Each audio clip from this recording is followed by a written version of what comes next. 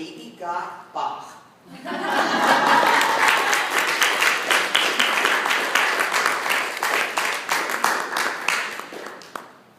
Thank you, Madam Toastmaster, fellow Toastmasters, and most welcome guests.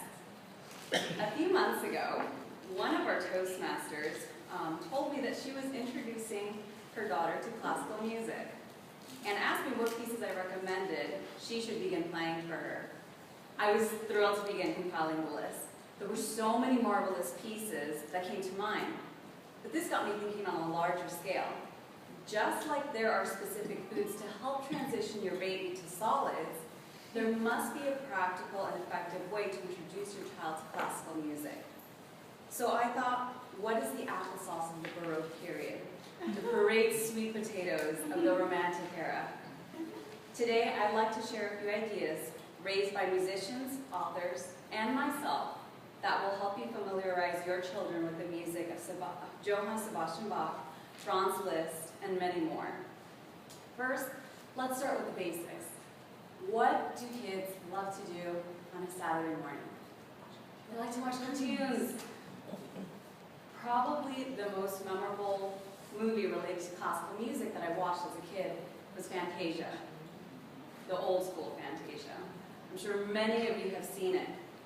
It is phenomenal, and it is a very easy way to introduce your kids to classical music at a very young age. First, you have Beethoven's Pastoral Symphony.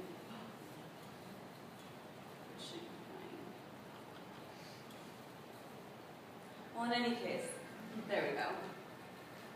It's beautiful. It takes you to a mythical Greek world of centaurs and cupids and fawns, and it is just absolutely enthralling to children. Then we have Dance of the Hours, which some of you may know as Hello Mother, Hello Father. And it's absolutely comical. It's a comic ballet with a hippopotamus, an ostrich, and an alligator chasing the hippopotamus, and it has kids in tears from laughing, or at least I thought it was funny.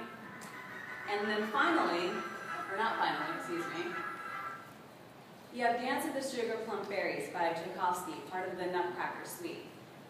You have actual fairies in the old style animation that are prancing around, flying around from leaf to leaf, and flying over the lake. It's beautiful, and it mesmerizes kids. And then my favorite, you have Night on Bald Mountain by the Russian composer Mussorgsky. This one I would not have the younger children watch.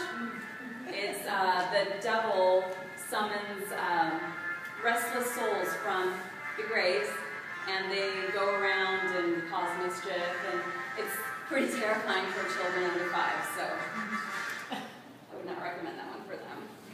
In any case, that's a very easy way, and it's a movie that you can just have them watch over and over again. Just pop it into the VHS or DVD, and there you go, you have 2 hours to yourself. Lemony Snicket, the same author who wrote the Unfortunate Event series for children, wrote a picture book titled The Composer is Dead. It's about a composer who, you guessed it, is found dead. An investigation begins, and each orchestra section is a prime suspect. This musical murder mystery, accompanied by an audiobook with music performed by the San Francisco Symphony, aims to introduce children to different parts of the orchestra. It's hilarious, it's engaging, and it also gets kids to read. 2 birds, 1 stone. I started listening to it. It's comical gold. A couple of years ago, NPR gathered a soprano, 2 pianists, and a conductor to pick their brains about this particular topic. With great enthusiasm, one of them spoke of Leonard Bernstein, a composer and conductor who directed the New York Philharmonic. As part of his educational mission, he led 53 young people's concerts. What Bernstein did was simple. With the help of a live orchestra, he explores the music of different composers and holds a conversation with the young audience.